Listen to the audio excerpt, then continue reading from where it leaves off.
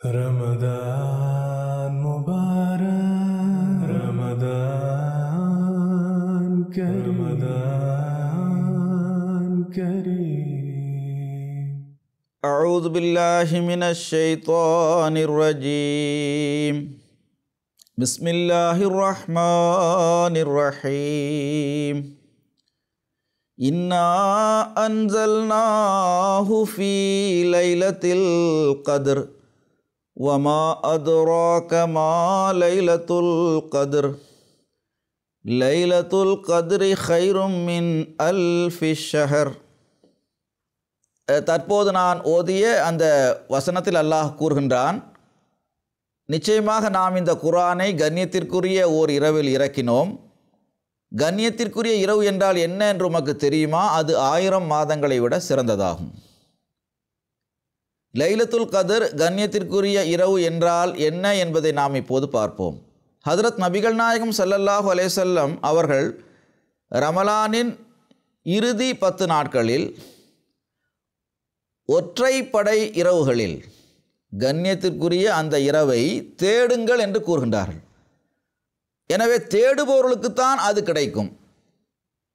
நபிமொழிகளில் வருகிறது, லைலத்துல் கத்ர் எந்த நாள் என்பது குறித்து ஹஜ்ரத் பெருமானார் ஸல்லல்லாஹு அலைஹி வஸல்லம் அவர்களுக்கு அறிவிக்கப்பட்டது. அவர்கள் அதை அறிவிப்பதற்காக வெளியில் வரும்போது இரு நபி தோழர்கள் சண்டையிட்டு கொண்டிருந்தார்கள். அதை பார்த்து கொண்டிருந்த அந்த சமயத்தில் பெருமானார் ஸல்லல்லாஹு அலைஹி வஸல்லம் அவர்களுக்கு குறிப்பாக அந்த நாள் எந்த நாள் என்பது மறந்துவிட்டது. இதிலும் இறைவனுடைய ஞானம் என்னவென்றால், ஒரு குறிப்பிட்ட நாளில் செய்யக்கூடிய பிரார்த்தனைகளை அல்லது தௌபாவை மட்டும் இறைவன் ஏற்றுக்கொள்வதில்லை. மாறாக அதற்காக ஒரு நிரந்தர முயற்சி செய்யப்பட வேண்டியது அவசியமாகும். எனவே தான் பெருமானார் ஸல்லல்லாஹு அலைஹி வஸல்லம் அவர்கள் ஒற்றைப்படை இரவுகளில், அதாவது 21வது இரவு, 23வது இரவு, 25வது இரவு, 27வது இரவு, 29வது இரவுகளில் லைலத்துல் கத்ரை தேடுங்கள் என்று கூறுகின்றார்கள். தேடுங்கள் என்று ஏன் கூறினார்கள் என்றால், அந்த கண்ணியத்திற்குரிய இரவில் நம்முடைய பாவங்கள் மன்னிக்கப்படுவதற்கான நற்செய்தியை பெருமானார் ஸல்லல்லாஹு அலைஹி வஸல்லம் அவர்கள் வழங்கியிருக்கின்றார்கள். இது பற்றி நபிமொழியில் இவ்வாறு வருகிறது. ஹஜ்ரத் ஆயிஷா ரலியல்லாஹு அன்ஹா அவர்கள் ஒருமுறை பெருமானார் ஸல்லல்லாஹு அலைஹி வஸல்லம் அவரிடம் கேட்டார்கள், அல்லாஹ்வின் தூதர் அவர்களே, லைலத்துல் கத்ரை கண்ணியத்திற்குரிய அந்த இரவு எனக்கு கிடைத்து விட்டால் அதில் நான் என்ன துஆ செய்ய வேண்டும்? அப்போது பெருமானார் ஸல்லல்லாஹு அலைஹி வஸல்லம் அவர்கள் கூறினார்கள், அல்லாஹும்ம இன்னக அஃபுவுன் துஹிப்புல் அஃப்வா ஃபாஃபு அன்னி. என் இறைவா, நீ கண்டும் காணாமல் நடந்து கொள்வதை விரும்புகின்றவனாக இருக்கின்றாய், கண்டும் காணாமல் நடந்து கொள்பவனாகவும் இருக்கின்றாய். எனவே என்னுடைய பாவங்களை நீ மன்னிப்பாயாக என்று நீங்கள் துஆ செய்யுங்கள் என்று கூறுகின்றார்கள். ஆக அந்த நபிமொழியிலிருந்து நமக்கு தெரிய வரும் கருத்து என்னவென்றால், லைலத்துல் கத்ர் கண்ணியத்திற்குரிய இரவு என்பது நமது பாவங்கள் மன்னிக்கப்பட வேண்டிய அந்த நாளாக இருக்கின்றது. திருக்குர்ஆனும் அந்த கருத்தை கூறுகின்றது. லைலத்துல் கத்ரி ஹைரும் மின் அல்ஃபி ஷஹர். கண்ணியத்திற்குரிய அந்த இரவு 1000 மாதங்களை விட சிறந்ததாகும். ஆக 1000 மாதங்கள் என்பது ஏறக்குறைய 80 அல்லது 82 வருடங்கள் என்று கணக்கிட்டால், ஒரு மனிதனுடைய வாழ்நாளில் மிக சிறந்த நாள் அவனுடைய தௌபா ஏற்றுக்கொள்ளப்படக்கூடிய அந்த நாளாகும். எனவே ஹஜ்ரத் நபிகள் நாயகம் ஸல்லல்லாஹு அலைஹி வஸல்லம் அவர்கள் இந்த இறுதி 10 நாட்களில் ஈத்திகாஃப் என்ற தனது நடைமுறையை மக்களுக்கு கூறியிருக்கின்றார்கள். அதை செயல்படுத்தியும் காட்டியிருக்கின்றார்கள். ஈத்திகாஃப் என்றால் உலக விஷயங்களிலிருந்து முழுமையாக விடுபட்டு தனிமையில் இருந்து இபாதத் செய்வதாகும். நபிமொழிகளில் வருகிறது, ஹஜ்ரத் ஆயிஷா ரலியல்லாஹு அன்ஹா அவர்கள் நபிகள் நாயகம் ஸல்லல்லாஹு அலைஹி வஸல்லம் அவர்களுக்கு பள்ளிவாயிலில் துணிகளால் செய்யப்பட்ட ஒரு அறையை அவர்களுக்கு அமைத்து கொடுத்தார்கள். அந்த அறையில் தனிமையில் ஹஜ்ரத் ரசூலுல்லாஹ் ஸல்லல்லாஹு அலைஹி வஸல்லம் அவர்கள் ஈத்திகாஃப் இருந்தார்கள். முதலில் பெருமானார் ஸல்லல்லாஹு அலைஹி வஸல்லம் அவர்கள் ரமலானின் முதல் 10 நாட்களில் ஈத்திகாஃப் அமர்ந்தார்கள். பிறகு இரண்டாவது 10 நாட்களில் ஈத்திகாஃப் அமர்ந்தார்கள். பிறகு மூன்றாவது 10 நாட்களில் ஈத்திகாஃப் அமர்ந்தார்கள். பிறகு மூன்றாவது 10 நாட்களில் ஈத்திகாஃப் அமர்வதை தன்னுடைய நிரந்தரமான நடைமுறையாக ஆக்கிக் கொண்டார்கள் என்று நபிமொழியில் வருகிறது. அந்த நாட்களில் தனித்திருந்து இறைவனை வணங்குவது என்பது ஹஜ்ரத் நபிகள் நாயகம் ஸல்லல்லாஹு அலைஹி வஸல்லம் அவர்கள் நமக்கு காட்டிய ஒரு நடைமுறையாகும். ஏன் அவ்வாறு இருந்தார்கள் என்றால், முழுக்க முழுக்க தன்னுடைய செயல் அல்லாஹுக்கு மட்டுமே தெரிந்த ஒன்றாக இருக்க வேண்டும் என்பதுதான் ஈத்திகாஃபினுடைய அந்த ஆன்மாவாகும். ஏன் தனிமையில் இருக்கின்றோம் என்றால், முழுக்க முழுக்க தான் செய்கின்ற அந்த செயல் அல்லாஹுக்கு மட்டுமே தெரிய வேண்டும் என்பதற்காகத்தான்.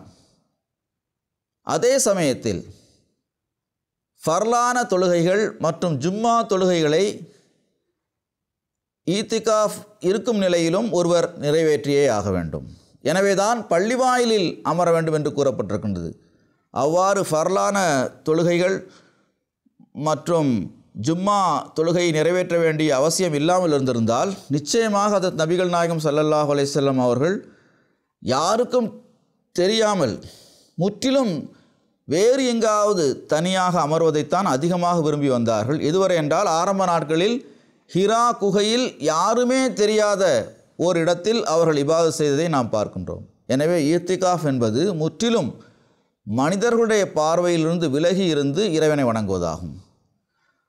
அவ்வாறு வணங்கும் போது அந்த இரவுகளில் அல்லாஹ் திருக்குரானை இறக்கிய அந்த பரக்கத்தினால் ஒரு நாளை நிர்ணயித்திருக்கின்றான். அது நம்முடைய பாவங்கள் மன்னிக்கப்பட வேண்டிய அந்த நாளாகும். அதே சமயத்தில் அதை ஒரு குறிப்பிட்ட நாள் என்று இறைவன் கூறியிருந்தால் நிச்சயமாக அந்த நாளில் மட்டும் எல்லோருமே இறைவனை வணங்குவது, இஸ்திக்ஃபார் செய்வது ஆகியவற்றில் ஈடுபட்டுவிட்டு மற்ற நாட்களில் நாம் அதை பற்றி சிறிதும் பொருட்படுத்தாமல் இருந்திருப்போம்.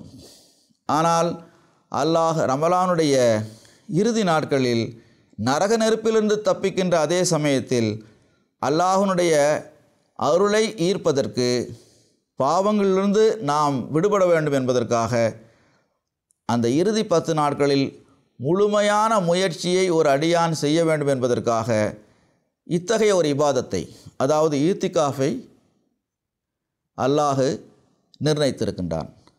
பிறகு இதனுடைய இன்னொரு பரக்கத்து என்னவென்றால்,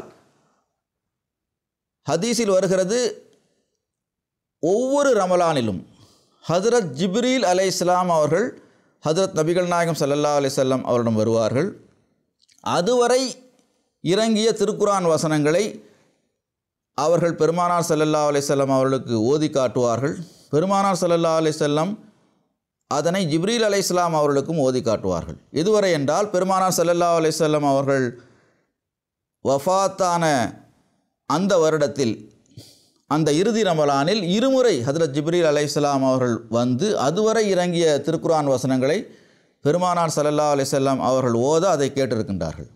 ஆக இந்த அடிப்படையில்தான் ரமலானில் திருக்குரானை ஓதி முடிக்க வேண்டும் என்ற அந்த நடைமுறையும் இருந்து வருகிறது. அவ்வாறு திருக்குரானை ஓதுகின்ற போது இறுதி 10 நாட்களில் லைலத்துல் கத்ர் இருப்பதனால் அதனை நாம் நினைவு கூர்ந்தவாறு அதனுடைய அருட்களை நாம் தேட வேண்டும் என்பதற்காகத்தான் பெருமானார் ஸல்லல்லாஹு அலைஹி வஸல்லம் அவர்கள் அதனை ஒற்றைப்படை இரவுகளில் தேடுங்கள் என்று கூறியிருக்கின்றார்கள். தேடுபவர்களுக்குத்தான் அது கிடைக்கும்.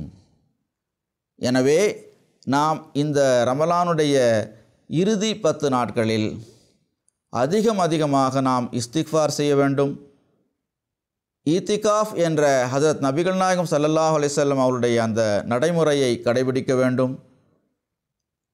தனிமையில் இருந்து இறைவனை வணங்க வேண்டும். எல்லா விதமான வெளி வேஷங்கள், பகட்டான செயல்களிலிருந்து நம்மை நாம் விலக்கி கொண்டு எப்போதும் இறைவன் முன்னிலையில் நாம் இருக்கின்றோம், இறைவன் நம்மை பார்த்து கொண்டிருக்கின்றான் என்ற சிந்தனையோடு நாம் முற்றிலுமாக நாம் இபாதத்தில் ஈடுபட வேண்டும். அவ்வாறு நாம் செய்யும்போது அல்லாஹ் நம்முடைய பாவங்களை மன்னிக்கின்றான், நமக்கு மிக அருகில் வருகின்றான் என்பதை ரமலானில் நாம் உணர்ந்து கொள்ள முடியும். பிறகு அல்லாஹ்வே நமக்கு கூலியாக கிடைத்து விடுகின்றான் என்பதையும் நாம் ரமலானில் உணர முடியும். அல்லாஹ் லைலத்துல் கதிரிலிருந்து அதனுடைய உண்மையான பொருளை புரிந்தவாறு செயல்படக்கூடிய நட்பாக்கியத்தை நம் அனைவருக்கும் வழங்குவானாக. அல்லாஹும்ம சல்லி அலா முஹம்மதின் வாலா ஆலி முஹம்மதின் பாரிக் வசல்லிம் இன்னக ஹமீதும் மஜீத்.